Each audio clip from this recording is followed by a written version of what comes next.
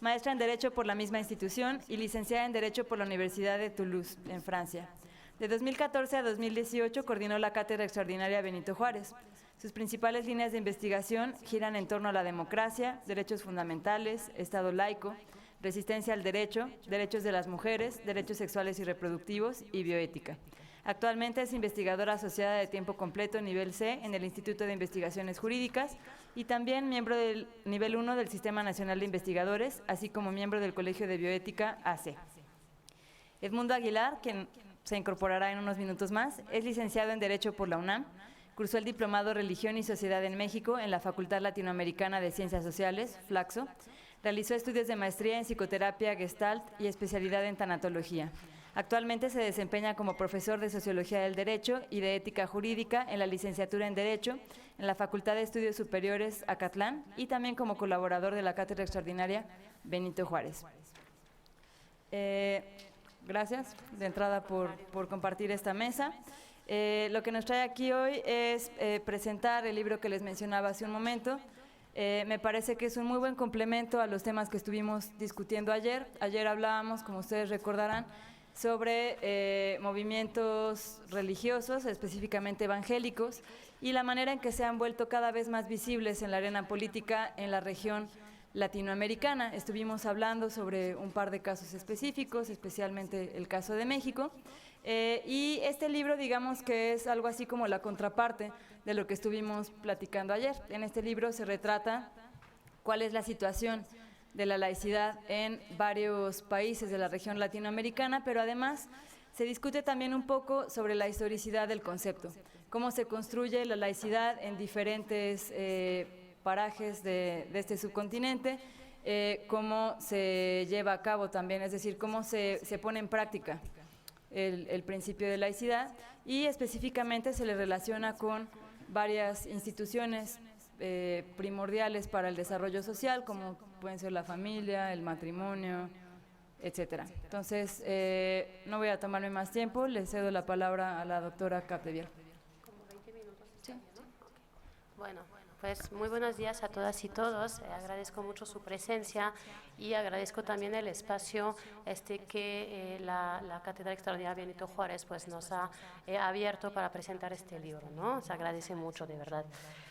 Bueno, pues les voy a presentar entonces este libro que coordinamos con Fernando Arletas, que es un querido colega argentino, y que pues nos pareció importante de pues invitar a autores en torno a esta problemática, pues precisamente ante la convicción de que Latinoamérica está pasando por un momento crucial en materia religiosa y en materia de laicidad, ¿no? Entonces es un libro que se compone de 7 ensayos.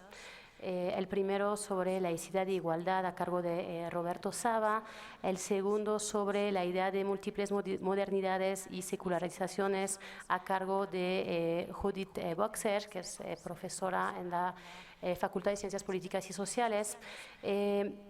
Este tema de un surgimiento de nuevos movimientos religiosos en Latinoamérica, que fue el tema precisamente de estos 2 días de reflexión, que fue a cargo de un experto suizo, Jean-Pierre Bastien.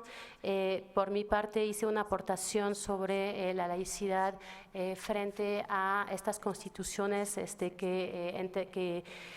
que hemos examinado a partir del concepto de nuevo constitucionalismo latinoamericano. Después tenemos un capítulo sobre visiones alternativas a la laicidad a cargo de César Baldi. Una aportación de Fernando Arletas sobre laicidad y matrimonio, y finalmente la problematización de los temas de bioética en Latinoamérica por parte de la doctora María de Jesús Medina Arellano.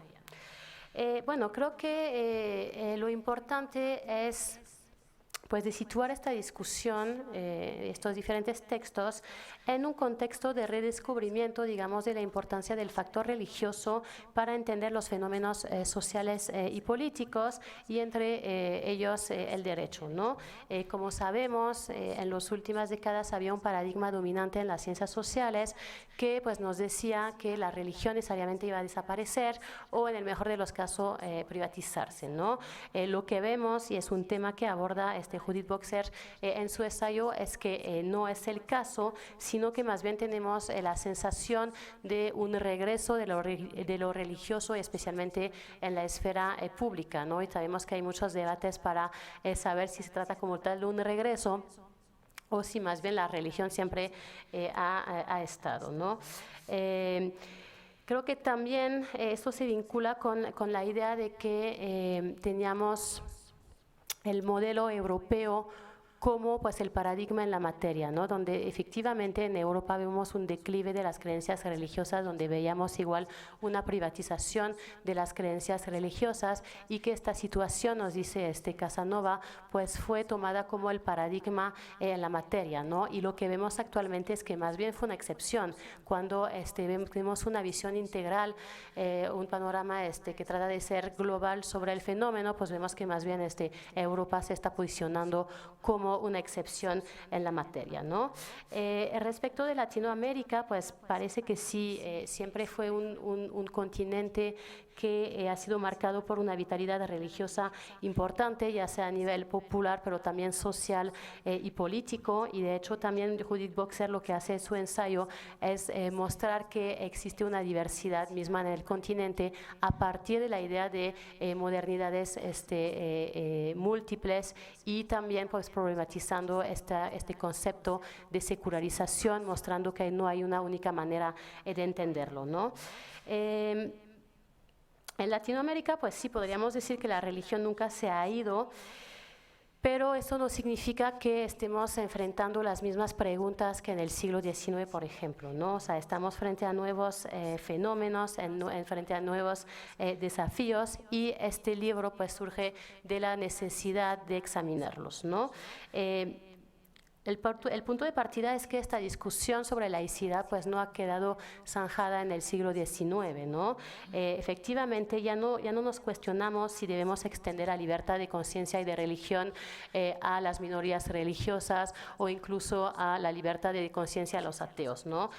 También ya no nos preguntamos si debemos distribuir de manera igual los derechos políticos y civiles a todas las personas más allá de sus credos religiosos. O sea, ya hay un consenso en Latinoamérica que parte pues, de la plasmación en las constitucionales nacionales y a nivel convencional de la libertad de conciencia y de religión y de la igualdad de todos, ¿no? Sin embargo, pues sí hay nuevas preguntas en la materia, ¿no? Por ejemplo, si la laicidad implica una neutralidad solamente religiosa, o si también política del Estado, ¿no? Si pueden permear los sentimientos religiosos de la población en las leyes civiles en el marco de un Estado laico. Es un aspecto que me gustaría tratar un poco más después.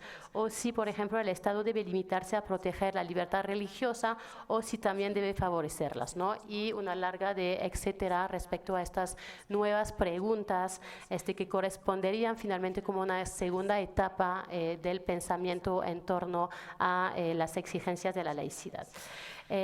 También partimos de la idea de que no podemos entender la laicidad como solamente nominalmente, ¿no? Es decir, a partir de su plasmación constitucional. De hecho, pues la aportación que hago en este libro es pues precisamente de demostrar que a pesar que tenemos en este nuevo constitucionalismo latinoamericano constituciones que se presentan como laicas o seculares, pues también están atravesando por tensiones, ¿no? por un lado se presentan como laicas, pero al mismo tiempo hay una valoración de una única manera de entender la vida buena, por ejemplo, o también tenemos a la vez concepciones muy restrictivas en materia de familia o de derechos sexuales y reproductivos, ¿no? Entonces no podemos simplemente quedarnos a este nivel pues jurídico o constitucional de la laicidad, sino que tenemos que pues examinarlo a partir de lo que podríamos llamar una cultura laica en el continente, como un conjunto de condiciones políticas, sociales que permiten realmente una experiencia integral de la laicidad y precisamente que se aterriza en estos temas tan controversiales, ¿no? Entonces, pues lo que buscamos hacer es presentar una aproximación para describir y explicar las interrelacionales entre normas jurídicas, estructuras políticas, prácticas sociales desde una perspectiva interdisciplinaria, ¿no? Que también es una de los enfoques más importantes de este libro, ¿no? No solamente convocar a abogados, sino también a sociólogos. Lo que vemos en el continente, nos parece, es un avance de la laicidad del secularismo constitucional, ¿no?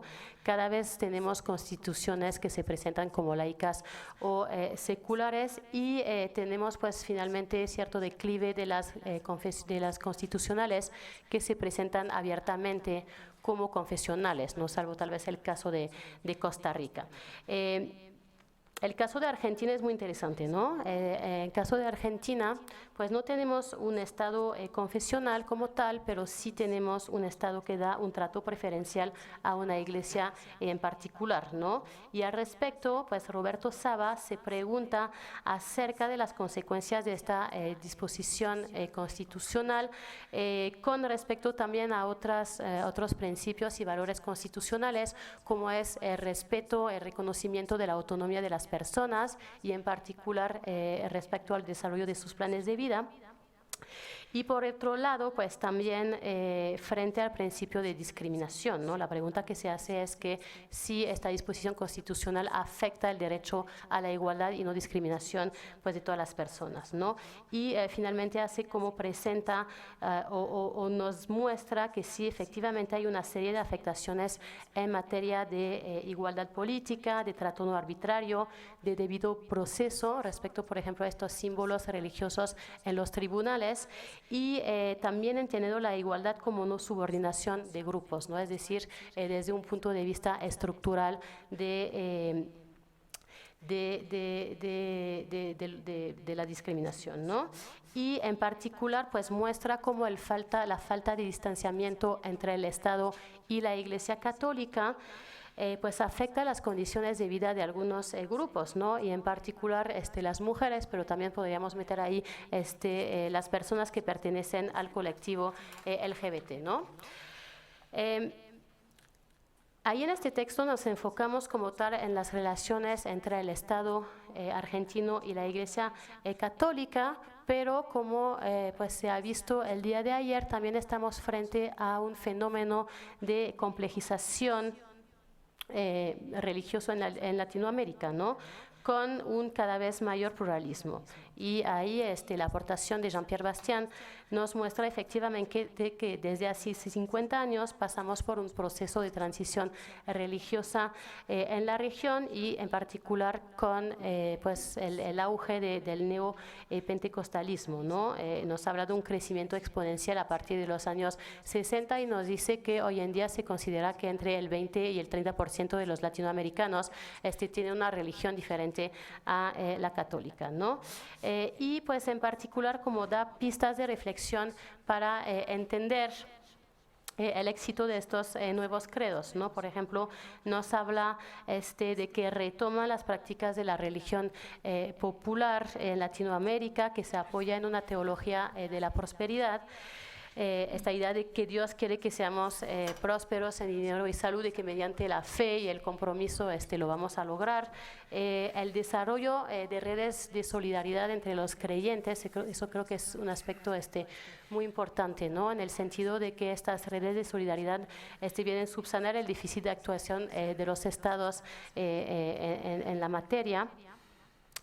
la reformulación del milagro, un cristianismo de la emoción, y también algo que me pareció interesante, que es la reproducción de la antigua estructura de la hacienda como estructura tradicional a nivel latinoamericano, con pues el pastor que ahora retoma este poder patriarcal que asumía, digamos, como el patrón, ¿no? Y también otro aspecto que me parece importante, pues el dinamismo propio de estas iglesias, ¿no? Y eso lo podemos contrastar con la Iglesia Católica, con esta dimensión vertical, mientras que ellos pues se basan en un dinamismo mucho más horizontal que les permite precisamente como adaptarse con más facilidad a pues los contextos locales, ¿no? Ahí en este texto el autor hace hincapié en una paradoja que me parece pues fundamental, ¿no? Nos dice que esta fragmentación religiosa debería lógicamente conducir a la privatización de la religión. Sin embargo, en lugar de eso, pues vemos precisamente esta incursión cada vez más importante de la política en la esfera pública, ¿no? Y los vemos mediante la creación de partidos políticos, de bancadas, de un lobby cada vez mejor organizado, alianzas entre políticos y grupos religiosos, etcétera, ¿no? Y esto, pues definitivamente aparece como un fenómeno, un rasgo muy importante de esta situación histórica que vivimos en Latinoamérica. Lo vemos lo que pasa en Brasil, pero también en México, pues lo vimos desde la campaña presidencial, pues esta búsqueda de alianza con grupos religiosos, ¿no? Y ahí efectivamente lo que tenemos es una relación de apoyo mutuo entre la política y la religión, ¿no?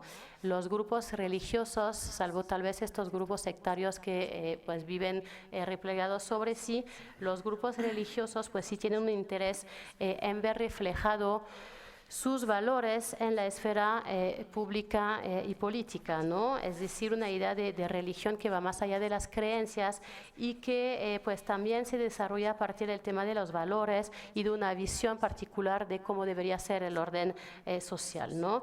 Y por el otro lado, pues por supuesto tenemos también el Estado y los agentes políticos que se nutren de la religión en un marco general de desencanto de la democracia en el continente, pero creo que de manera general a nivel global, ¿no?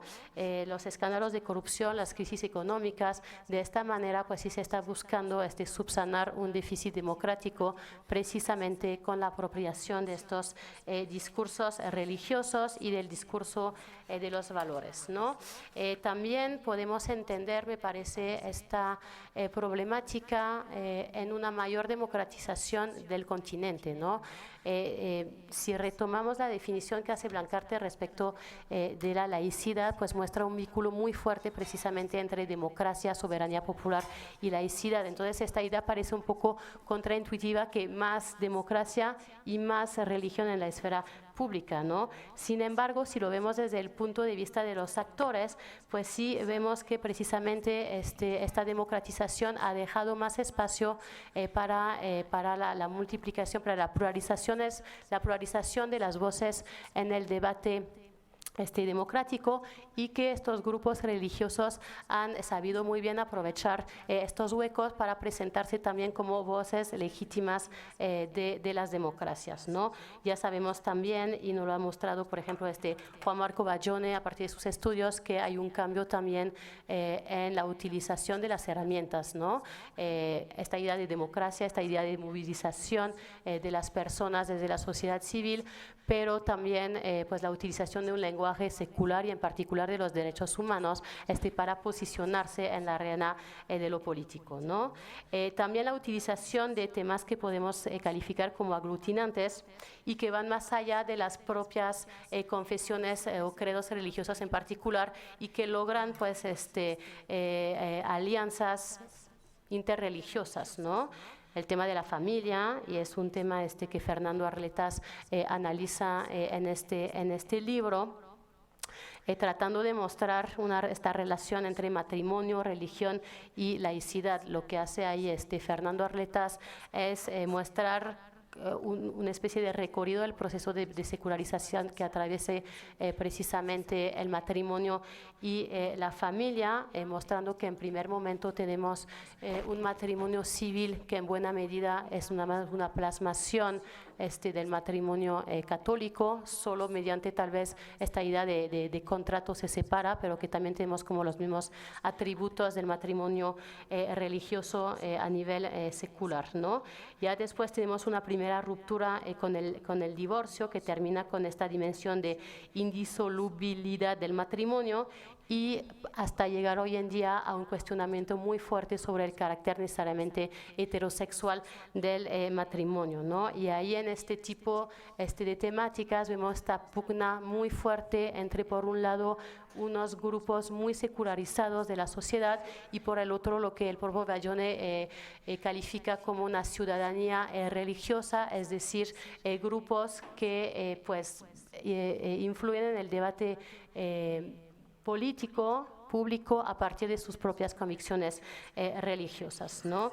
De hecho, también hoy en día son cuestiones que han llegado hasta la Corte Interamericana de Derechos Humanos en una opinión consultiva, donde pues la Corte considera que se tiene que ampliar el matrimonio civil a todas las personas, más allá de su orientación sexual, y de hecho tenemos una mención explícita a la laicidad entendida como esferas diferenciadas entre la parte secular y la parte religiosa, ¿no? Y eso es importante también porque fue Costa Rica quien hizo la solicitud de opinión consultiva de un estado confesional, y lo que va a decir el juez interamericano en la materia es que tenemos finalmente un principio de laicidad que va más allá de los modelos concretos de relación entre el Estado y las iglesias, ¿no? Otro tema también que aglutina estos grupos es el principio del final de la vida, ¿no? Y en particular el aborto. Desafortunadamente el libro salió antes de La Marea Verde, pero creo que sí podemos encontrar pistas interesantes en la obra para pues pensar este fenómeno, ¿no? Y en particular la aportación de María de Jesús Medina Arellano sobre bioética, pues que plantea algunas ideas al respecto, ¿no? Si es necesariamente laica la bioética, si sí lo es, cuáles son sus consecuencias sobre temas así controvertidos, si la bioética es necesariamente laica, cómo explicar la multiplicación de planes de estudio de bioética en universidades confesionales, y cuáles serían finalmente los principios de una bioética laica, ¿no? Y ahí en este texto pues se trata de aportar elementos para pensar la bioética también desde una perspectiva regional. Y bueno, yo con eso concluyo. Les agradezco mucho la atención.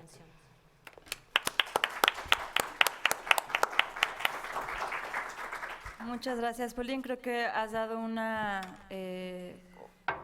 como una muy buena síntesis de lo que podemos encontrar en este libro.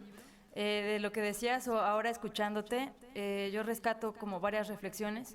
La primera es que creo que a partir de lo que se retrata en este libro podemos pensar o repensar más bien la laicidad en el entendido de que laicidad y secularización no son lo mismo, y que tampoco laicidad y progresismo son lo mismo, que son como conceptos, esto lo he dicho miles de veces, yo creo que ya los aburrí, pero son conceptos que tienden a pensarse como iguales, como que en la medida en que somos más laicos, entonces somos también más seculares, más democráticos, más progresistas, etcétera, y eso no necesariamente es así, lo cual me parece que aparece problematizado de manera muy clara en este libro.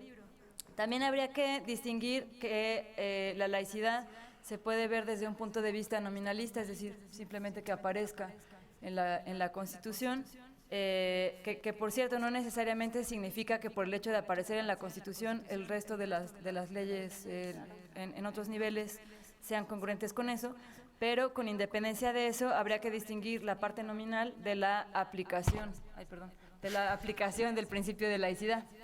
Y además de eso, me parece que aún en la aplicación hay como diferentes niveles. Una cosa es que haya una congruencia en el marco jurídico a partir del principio de laicidad, y otra muy distinta es que ese marco jurídico se respete en la arena política y sobre todo en la arena social, ¿no? Lo que decía hace un momento.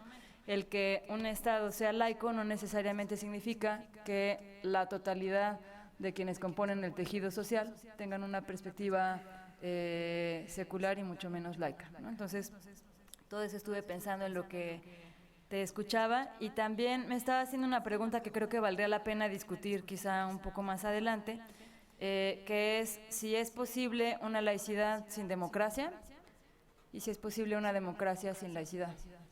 A mí me parece que sí, pero creo que es un tema que valdría la pena discutir, sobre todo si se piensa en la democracia a partir de la idea de la participación pública de todas y de todos en términos de igualdad, ¿no? Eso, y otra cosa que señalabas tú hace un momento muy importante es que al parecer en América Latina, y digo al parecer porque en algunos casos no es tanto así, ya no nos preguntamos tanto si debería de existir un régimen democrático, si debería de aceptarse la libertad de conciencia, la libertad de religión, la igualdad entre todas y todos, etcétera. Y sin embargo, como se muestra en el libro y como tú misma lo decías hace un momento, me parece que sí se cuestiona un poco, ¿no? Es decir, discursivamente, digamos, no se cuestiona tanto, pero en la práctica, pues tú lo decías hace un momento, ¿no? No se cuestiona la igualdad de todas y todos, sin embargo, el acceso, por ejemplo, al matrimonio no necesariamente es para todos, ¿no? Entonces, creo que son como pequeñas cosas en las que valdría mucho la pena profundizar, pero nuevamente voy a dejar hasta aquí la reflexión para cederle la palabra a Edmundo. Edmundo, muchas gracias por venir, además, después del el pequeño atorón con el tráfico. Muchas gracias. Tienes unos 15 minutos más o menos. Gracias. Por favor, adelante. Gracias. Disculpen, por favor, de verdad, me fallaron todos los cálculos. Para quienes estamos en esta ciudad, Periférico y Polanco rompe todo. Me rompió todo mi cálculo. Al contrario, gracias por de estar. tiempo. Bueno, lo que quiero comentar es muy breve. Precisamente Mariana en sus comentarios estábamos ya pensando en algo similar. Una cosa es la formalidad de la ley y otras son las realidades sociales. Eso es un tema tan frecuente en el pensamiento jurídico, pero además nos queda muy, a quienes cultivamos la sociología jurídica, nos queda preciso, ¿no? En la presentación o introducción, no recuerdo, fue que Diego Valadez hablaba de la eficacia de la laicidad. Y la palabra eficacia queda muy bien queda muy bien para la sociología jurídica. Necesitamos ver ¿qué pasa? El texto legal dice una cosa, me acordé de un clásico que es la Constitución de Ferdinand Lassalle. Una cosa es la hojita de papel, la forma jurídica, y otra cosa es los factores reales de poder. Y ese es un excelente punto para mí de partida, que me toca además compartir este tipo de reflexiones con compañeros estudiantes de licenciatura en Derecho, en Sociología Jurídica, precisamente, es de la eficacia de la laicidad. Y ahora nos toca, y el texto es América Latina. Bueno, pues es que sí, la historia nos muestra, y además hay referencias históricas en los textos, nos muestra que hay una América anglosajona y una América Latina, y bueno, pues no hay problema, América Latina, prehispánica, hispánica. Nos explicamos la religiosidad hegemónica, la presencia hegemónica de la Iglesia Católica, no así en América del Norte, salvo con muchos pormenores que no están al caso, Quebec, pero vamos, Estados Unidos y Canadá son diversos en lo religioso desde su nacimiento, y América no. Pero entonces llega la cristiandad no católica, perdón por nada más, demasiado breve y no hacer especificidades, pero no llega tanto por la vía europea, sino por la vía americana, América del Norte precisamente, y ahí es donde nos toca reflexionar. Por un lado, el texto, yo recuerdo que sí señala líneas generales o tendencias generales en el papel, en las constituciones, las libertades laicas se refuerzan, y por otro lado, vamos, diverso y complejo el tema, porque somos muy América Latina, pero no hay muchas uniformidades. Pues habrá muchas libertades, no sé, voy a mencionar muy rápidamente, libertades laicas en Argentina, pero formalmente, y además tenemos hasta, creo que en términos financieros, la Iglesia Católica es oficial, etcétera, etcétera, ¿no? Pero ¿cómo si somos América Latina y todos una unidad, perdón, Bolívar se me ocurrió ahorita, no, ¿cuál unidad y cuál uniformidad? No, hay muchos aspectos. Cuando llegué estaba Paulina hablando de esta parte casi corporativa, creo que el término sí se usa, ¿no? De partidos políticos y estas nuevas religiosidades en América Latina. Ayer yo no estuve aquí presente físicamente, pero alcanzaba a escuchar vía internet las reflexiones. Pues un voto evangélico puede que en algunos lugares sí, y aquí en México no, parece ser, ¿no? Entonces todas estas reflexiones nos hacen pensar en ¿será posible la eficacia de la laicidad? Y entonces estos textos creo que nos llevan a precisamente seguir deliberando de las posibilidades y de hacer, no sé, voy a dar una forma de explicar laicidad, como este instrumento de las instituciones del Estado para hacer viable esta convivencia entre lo diverso y complejo de los temas, ¿no? Entre lo diverso y lo complejo de los temas. Evidentemente creo que están presentes en el texto y en las reflexiones de los autores. Por ejemplo, también Paulín mencionaba la autonomía. La autonomía del matrimonio. Pues Fernando Arretas, por ejemplo, sí nos dice, bueno, es que había un pacto voluntario al contrario del matrimonio, el contrato por un lado, la herencia religiosa por otro, pero no había una libertad y una autonomía para decidir voy a terminarlo, y entonces viene el divorcio, ¿no? Y entonces muchos de los debates de las libertades laicas, voy a eso, han ido en la idea de la autonomía. Y esto también se hace presente, por ejemplo, también en el texto de Marichuy, de María de Jesús Medina, con respecto a bioética, porque también nuevamente los documentos internacionales de derechos humanos y internacionales de bioética, que lo señala también María de Jesús, van en el sentido de salvaguardar las autonomías, si la dignidad de la persona, algunos otros principios, no maleficencia, dignidad de la persona, pero sobre todo autonomía, consentimiento, el libre consentimiento. Y entonces otra vez estamos en libertades laicas, las posibilidades de que no sean criterios religiosos los que necesariamente o los que estén presentes tanto en la normatividad del Estado como en las políticas públicas, sobre todo en términos de bioética. Y entonces está el debate. Lo que sí creo que vale la pena apuntar y que es algo que es frecuente en nuestras pláticas y los encuentros que tenemos aquí en torno a la cátedra, es el tema de derechos humanos. Pero no nada más derechos humanos como una versión secular o un discurso secular de derechos humanos, y las libertades religiosas y las expresiones y todas las expresiones religiosas como un derecho a que sean en el espacio, entre lo público y lo privado, tan complejo también, sino que derechos humanos y los instrumentos internacionales de derechos humanos ya rebasaron América Latina y ya integran América completa, ¿no? La OEA, en fin, todo esto. Y entonces ya los debates ya no son una tan tajante diferenciación América del Norte y América Latina. Ya nuevamente los debates, como pudiéramos hablar también de diversidades en otros lugares, pero ya los debates son de derechos humanos, ya abarcan y se amplían y nos dejan atrás, la historia va caminando más en este sentido, pero nuevamente también la pregunta desde los términos de la sociología jurídica es lo que vengo compartiendo. Pues entonces, ¿cómo hacer eficaz los debates, los argumentos, las instancias de derechos humanos y que lleguen precisamente a pues a ser eficaces, a tener una presencia, a dar oportunidades a que las libertades laicas, sobre todo estoy pensando en las libertades laicas, porque además hay un recorrido. A mí me sorprendió mucho, yo no sabía que, creo que es en la Constitución de Perú se habla de la Pachamama. ¡Wow! Yo sigo, y Ecuador, yo sigo, y esta sorpresa, ¿de dónde salió? ¿Por qué no me lo dijeron? ¿No? ¿En qué mundo estaba viviendo yo estas novedades? Por cierto, precisamente estos afortunados no se hacen que textos así nos ilustren muchísimo. Yo en mi vida me había imaginado, yo sabía que aquí, no sé, insisto, tenía noticia de Argentina, pero no de Pachamama y en una constitución. Yo dije, chispas, ¿y ahora y esto qué, no? Esto qué,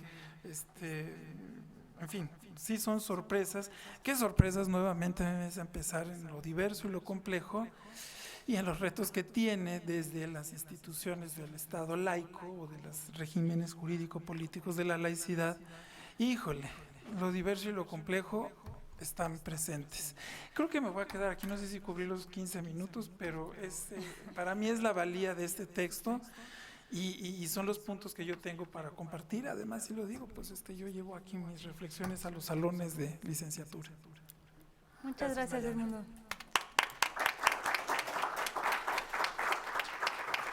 Muchas gracias. No, en efecto fueron menos de los 15 minutos, pero gracias por compartir tus reflexiones, que además estoy segura de que podrán dar pie también a preguntas y comentarios por parte de quienes nos acompañan. Creo que lo que yo rescataría de estas reflexiones que nos ofreces es tratar de reconstruir el concepto de laicidad históricamente y en ese sentido entender que América del Norte y América Latina partimos de puntos muy distintos, porque en América Latina efectivamente existió pues, una iglesia hegemónica durante siglos, y eso hace que, a diferencia de América del Norte, donde había mucha más diversidad religiosa desde sus orígenes, eso hace que en América Latina la relación entre iglesia y Estado se perciba de una manera completamente distinta, sobre todo a partir de las últimas décadas del siglo pasado, cuando efectivamente el panorama religioso comienza a diversificarse, sobre todo en la gama de creencias de raíz cristiana, pero también de otro tipo de religiones, lo cual hace que la diversidad y la complejidad de América Latina, que a pesar de que tenemos un pasado común, es decir, a pesar de que tenemos un pasado común, hemos tomado caminos como muy distintos para entender la relación entre Iglesia y Estado. Creo que además hay que agregarle complejidad como en muchas capas, ¿no? Una étnica, una lingüística, una religiosa, más el resto de las complejidades y de la diversidad de la que ya hemos estado hablando en estos días. Y eso hace que la forma en la que tradicionalmente habíamos entendido la laicidad se modifique también, por supuesto, ¿no? Entonces, no sé cómo lo ves tú. A mí me parece que en América del Norte la relación de las iglesias con el orden público, no me atrevería a decir que con el Estado, pero sí cuando menos con el orden público, no se percibe como algo tan problemático como sí sucede, por ejemplo, en algunos países de América Latina. México creo que es el caso como más conocido por muchos de nosotros, pero además creo que es un caso un poco atípico, ¿no? En otros lugares, no sé, estoy pensando, por ejemplo, en Colombia, digamos que el Partido Liberal sí lo percibe como un problema, pero el Partido Conservador no. Está además todo este rescate de las creencias tradicionales a las que te referías hace un momento, en Bolivia, Ecuador, Perú, etcétera, de la Pachamama, ¿no? Donde probablemente en algún momento también se percibió como un problema la intervención de las religiones en el espacio público, y sin embargo ahora se ve también como, en parte, como una reivindicación de los grupos originarios y de sus propias creencias, ¿no? Entonces, en fin, hay mucho que hablar al respecto. También la segunda idea que quería retomar de lo que decías hace un momento es la noción de eficacia y de entender la relación que existe entre la laicidad y los derechos humanos, pero además enmarcándolo en esta noción de eficacia. Yo, según te entendía, creo que te refieres al hecho de que no se quede solamente en el papel, sino que, digamos, aterrice a la cotidianidad de las personas, pero no sé si te referías a algo más, y en todo caso me pregunto también cómo podríamos hacer observable o hacer visible esa eficacia. Creo que también podría ser un tema de reflexión que me gustaría discutir con ustedes. En fin, tenemos tiempo para preguntas y comentarios por parte del público, entonces no sé si quisieran comentar algo.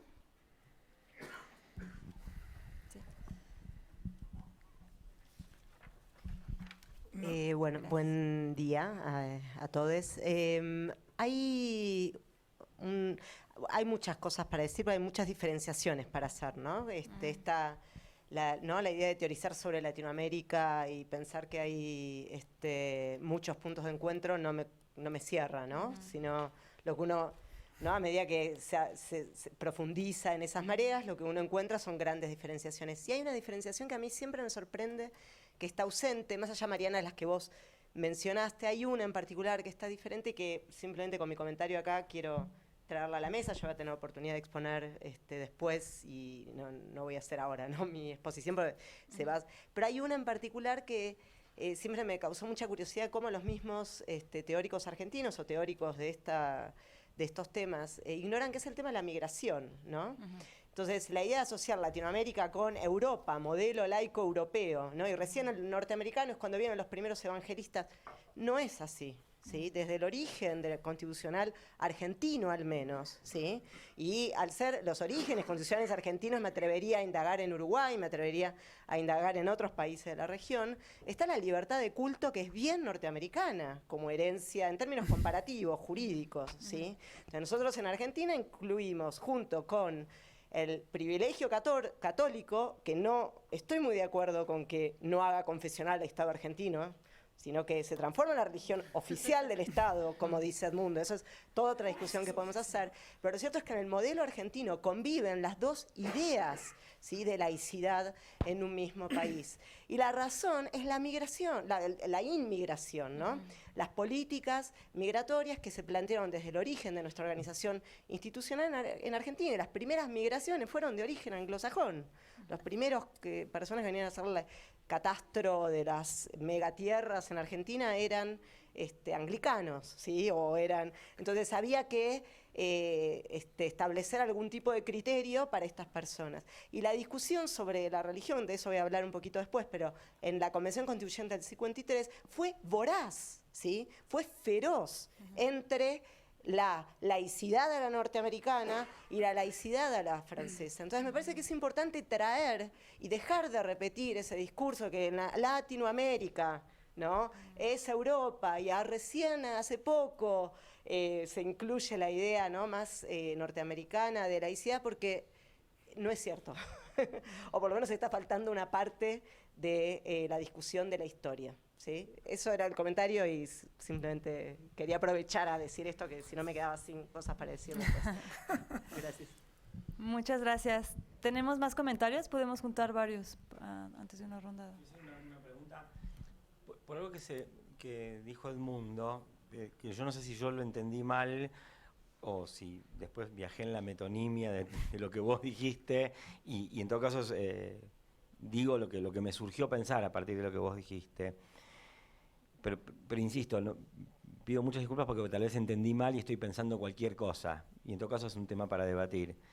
Si yo no interpreté mal, hay algo que vos decías que era que, digamos, el proceso de regionalización y de integración de América y de América Latina y América en la OEA determinaba una fusión, ¿no?, y un intercambio en las ideas de los grupos que... Yo soy sociólogo y antes que nada antropólogo, así que tampoco tengo el lenguaje para referirme a estas cosas, pero digo, en las ideologías jurídicas y en la forma de ver la laicidad y en la forma de ver implícitamente la secularización. Entonces, la pregunta que me surge, si es que eso es lo que más o menos decías, y si no, en todo caso, si es que eso está pasando... Y tomando en cuenta tu asombro, ¿no?, sobre lo que pasa en Bolivia, en Perú o en Ecuador, yo me preguntaba en qué medida esta convergencia regional e interamericana, que se está dando justo en un momento en que hay una reversión de la secularización muy nítida y muy profunda y muy radicalizada, ya no solo en esas Américas del Sures, un chiste judío diría Américas del Sures, pero no importa, pero en esas Américas del Sur, es también una reversión de la secularización en Estados Unidos, ¿no? Y entonces en ese panorama de integraciones e intercambios que se da a nivel de los que hacen las ideologías y las normas y las prácticas de los juristas, ¿qué peligros corremos? Porque nuestra secularización está más amenazada, yo diría, por Trump que por Evo Morales, para ponerle nombres a las cosas, ¿no?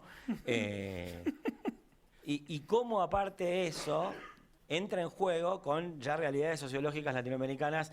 Uy, y ahí digo, yo voy a hablar de eso, como dijo recién Laura. Bueno, ese era el comentario y la pregunta.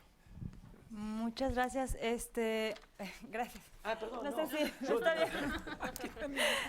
Tú con confianza. No sé si alguien más tenga preguntas o comentarios. ¿No?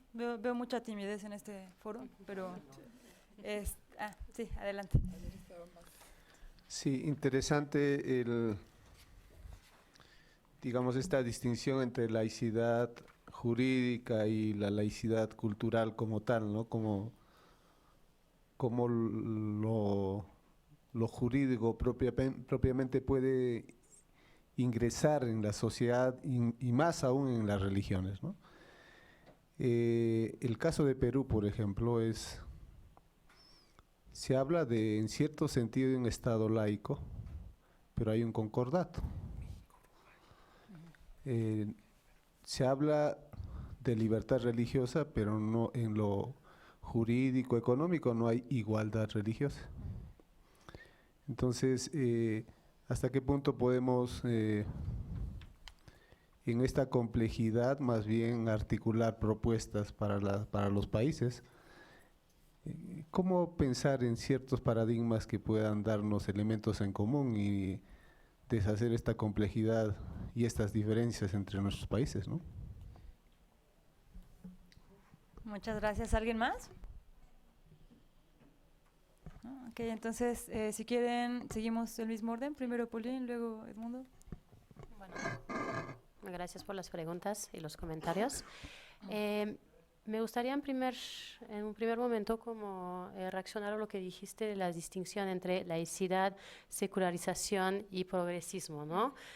Creo que respecto a la distinción entre laicidad y secularización, estoy completamente de acuerdo, ¿no? Son dos cosas diferentes, sin querer profundizar, sí, como esta idea de laicidad que ya se desarrolla más a un nivel político, mientras que la secularización, se desarrolla mucho más a nivel social, ¿no? Entonces, que lo tenemos que entender analíticamente como diferente y pues como tú mismo planteas, ¿no? Igual el interés de pensar cómo se pueden relacionar entre sí ambos conceptos, pero siempre en el entendimiento que se tratan de cosas diferentes, ¿no?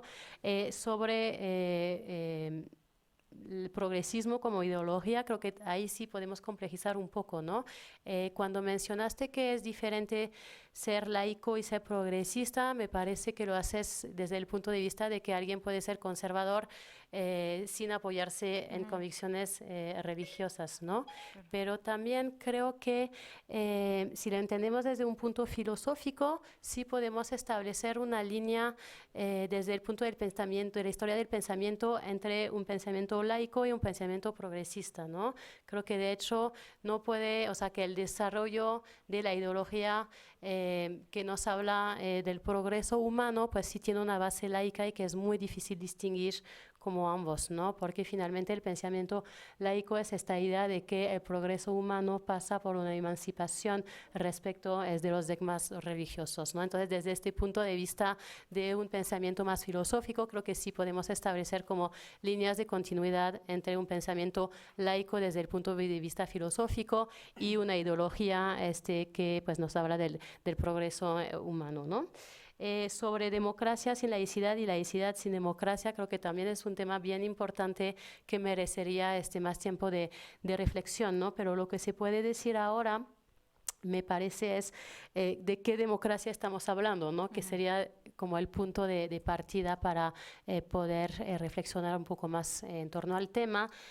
Por ejemplo, si tomamos la distinción clásica de Bobbio respecto a democracia de los antiguos y democracia de los modernos, o sea, sí puede haber democracia de los antiguos sin laicidad, ¿no? Entendiendo esta idea del pueblo como una masa donde pues efectivamente no hay espacio para la disidencia, para las minorías, ¿no? Si entendemos la democracia desde un punto de vista más contemporáneo de esta idea, por ejemplo, de democracia constitucional o desde el punto de vista de la justificación ética de la democracia, ahí creo que sí, no podemos hablar de democracia sin laicidad, ¿no? El mismo hecho de hablar, como dice Kelsen, ¿no? De una regla de la mayoría, pues significa analíticamente que tenemos también minorías, ¿no? Y que también estas minorías necesitan pues tener reconocidos estos derechos, y es cuando pues hablamos precisamente de un reconocimiento a la existencia de estas minorías mediante el reconocimiento de la libertad de conciencia, principio de igualdad y no discriminación, etcétera, ¿no? Y también tenemos además toda esta idea de que la democracia en sí misma, desde un punto de vista de su justificación ética, tiene valores de pluralismo, de diversidad, que sí se conectan directamente con pues, la idea de la laicidad, ¿no? A ver, respecto de los otros comentarios sobre migración, no sé si lo hiciste en reacción a lo que dije al inicio, cuando hablaba de secularización a partir del modelo europeo, ¿no? No hablaba como tal de la recepción de las ideas europeas para pensar la construcción de los marcos políticos y normativos, sino que la secularización se había estudiado primero como el caso europeo, como paradigmática de todo, ¿no? Pero más como los países receptores okay. de inmigración y los países que no fueron receptores de inmigración, y cómo eso modificó el acercamiento a distintos modelos de laicidad. Okay. De hecho, también en México, y sí lo olvidamos, ¿no? También toda la primera reflexión en torno a la libertad de conciencia, pues también es vinculado con el problema migratorio, ¿no? Porque pues tenemos también este modelo de Estados Unidos que siempre pues ha ejercido cierta fascinación, ¿no? Sobre los liberales y más en este contraste de la idea de que ellos eran muy ordenados, muy eficientes gracias también a su modelo religioso, mientras que pues el católico se estaba asimilado a una serie de rasgos negativos, ¿no? Y que entonces pues teníamos que abrir la posibilidad de recibir poblaciones con diferentes religiones para pues, mejorar el país, ¿no? Entonces, eso sí, en las primeras discusiones sobre el tema aparece claramente, y de hecho es, pues, se piensa en términos de utilidad, ¿no? No es pensar necesariamente a partir de los grandes principios, sino en la idea de que necesitamos atraer poblaciones migrantes, protestantes, que nos van a ayudar precisamente a mejorar como país, ¿no? Entonces creo que sí, eso es bien interesante, y si lo olvidamos, o ahora cuando pensamos en laicidad y migración, pensamos en el caso europeo o también a los latinos que van a Estados Unidos, pero sí hay como esta discusión desde un principio.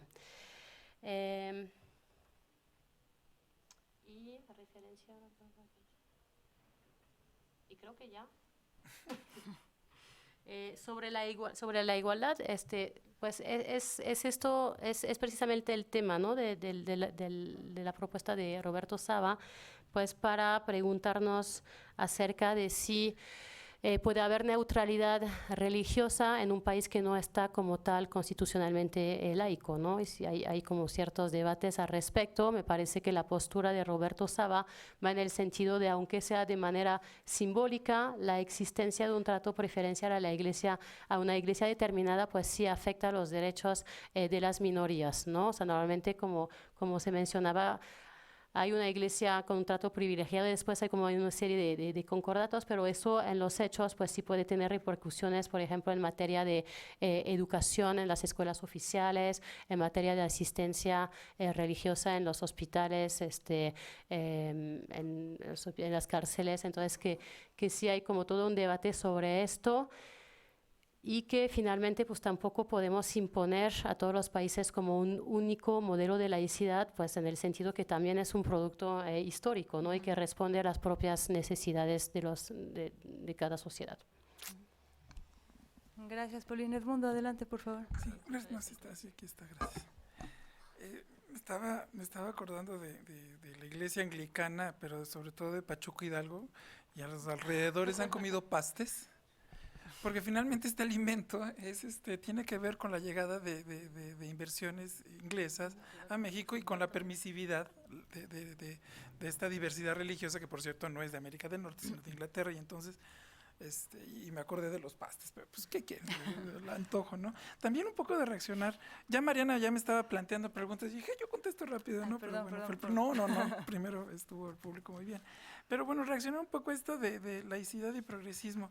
Un comentario también un poco anecdótico. Ayer me estaban comentando en FESACatlán, que también tuvimos la oportunidad de comentar el texto, Paulín y yo, en FESACatlán, donde doy clases. Y llegaron unos profesores y me dijeron, yo ya soy laico, Digo, yo ya soy ateo. Y yo, ¿quién te dijo que laicidad es igual a ateísmo? Pues sí, en muchas ocasiones sí, ¿verdad? Pero me lo dijeron así como, yo ya superé. Y yo, así como, ¿y qué no? Hay catolicidad autocrítica, catolicidad, por ejemplo, liberal, teología de la liberación, tanta diversidad en la catolicidad, y yo, porque eran personas que sí se refirieron, ya no soy católico, yo ya soy ateo, yo chispas, ¿no? Qué barbaridad. Entonces la idea de progreso presente, ¿no? En estos discursos, por supuesto académicos, ¿no? Profesores en la Facultad de Derecho, y yo digo, chispas, cuánta necesidad tenemos, perdón, yo sí lo digo así, de escuchar al sociólogo, al antropólogo y a la diversidad dentro de la Iglesia Católica y a las diversidades, para entender que esta idea de progreso igual a laicidad, es como una especie de arena movediza, ¿no? Yo sí me quedé sorprendido. Yo dije, esta fue la reacción de nuestras pláticas, de platicar esos escenarios en América Latina. Fue una reacción así como anecdótica acerca de esto, ¿no?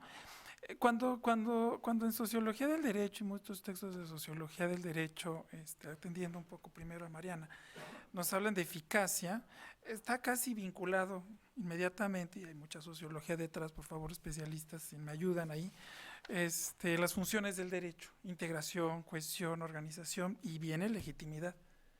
Y la legitimidad inmediatamente me toca a mí, la soberanía, la legitimidad fuera de elementos religiosos, regresamos a Roberto Blancarte, la legitimidad fuera de elementos religiosos para las instituciones del Estado y para el ejercicio de la política y para la fundamentación de actos de gobierno.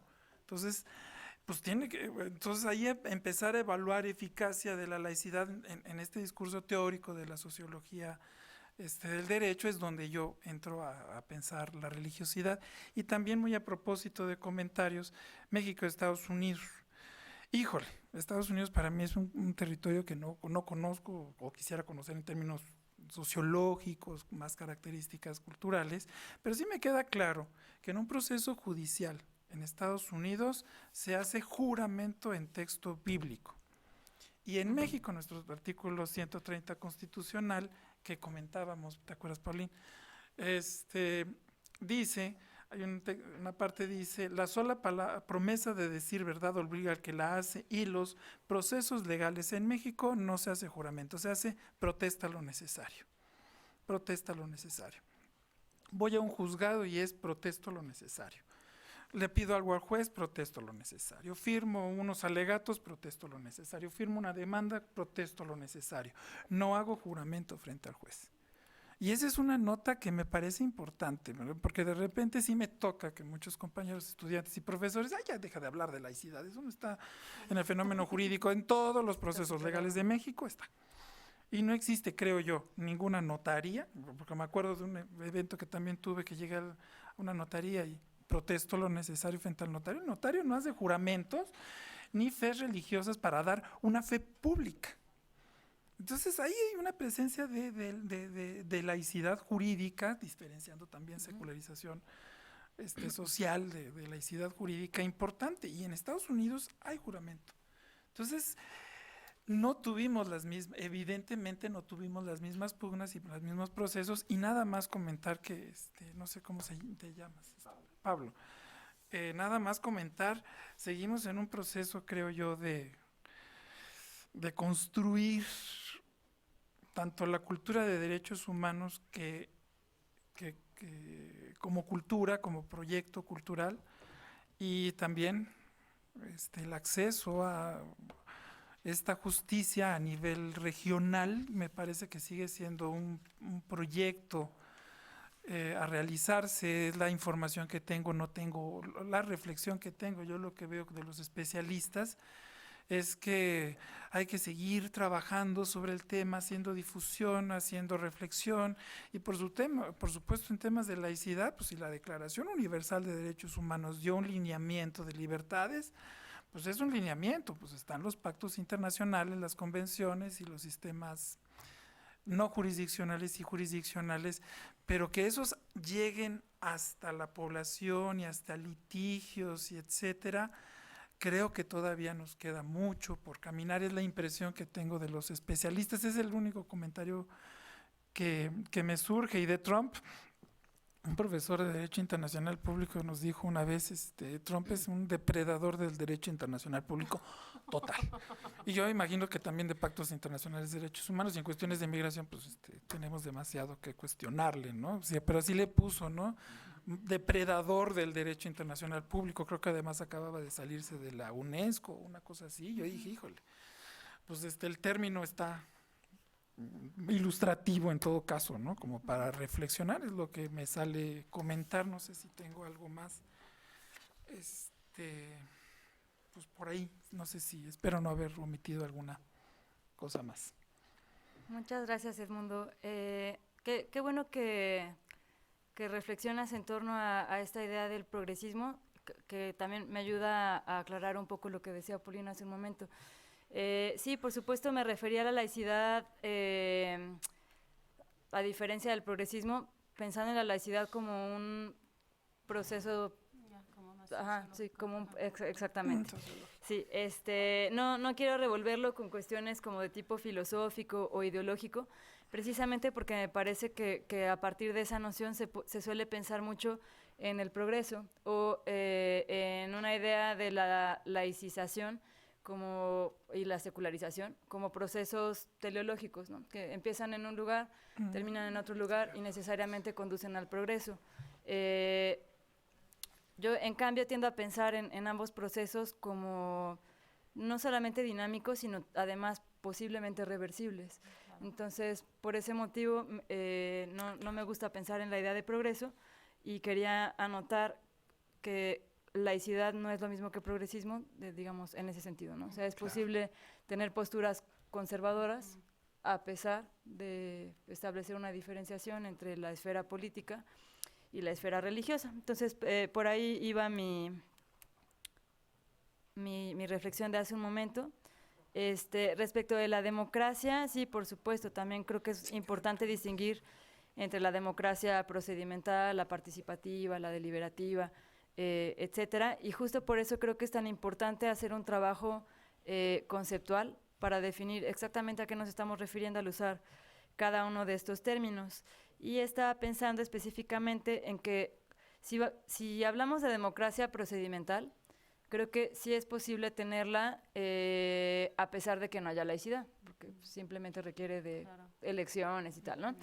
Sin embargo, si estamos hablando, por ejemplo, de una democracia de tipo deliberativa, ahí valdría la pena preguntarse si estamos entendiendo laicidad como simplemente separación entre lo político y lo religioso, o como la posibilidad de intervención de los grupos religiosos en el debate público, porque si estamos hablando de deliberación pública, entonces pues… punto de llegar además, ¿no? Exacto, ¿no? Entonces quizá la intervención o la participación de algunos grupos religiosos podría ser pues, aceptable, digamos, ¿no? Y de esto último que mencionabas, Edmundo, sí, o sea, completamente de acuerdo con tu noción de eficacia, y completamente de acuerdo también con que existe este desfase entre el marco normativo y los procesos sociales, incluso con la poca o mucha secularidad de dirigentes nacionales que puedan revertir esas cosas, y de ahí la importancia de pensar no solamente en la laicidad y la secularización como procesos reversibles, sino también pensar en el propio tejido social y en el derecho como cuestiones que son dinámicas, o sea, que no se llega de una vez y para siempre a una solución, sino que así como se puede avanzar, probablemente también se puede retroceder, ¿no? Entonces, solamente eso. Estamos un poquito cortos de tiempo. ¿Puedo hacer un anuncio? Pero sí, adelante, por favor. Bueno, me permito hacer este anuncio en el sentido que es una obra colectiva y que no es autopromoción, ¿verdad? Claro, Por supuesto, como todas las publicaciones del Instituto de Investigaciones Jurídicas, está accesible en forma gratis en Internet, y me parece que también está a la venta en un precio muy atractivo, precisamente en el sentido de difusión del conocimiento, ¿no? Entonces, bueno, pues espero que les haya llamado la atención y que les dio ganas de leer el libro. Nada más, gracias. Muchas gracias por el comentario, además para que lo tomen en cuenta y lo puedan descargar. Bueno, pues muchas gracias a ambos una vez más. Tenemos 10 minutos de receso y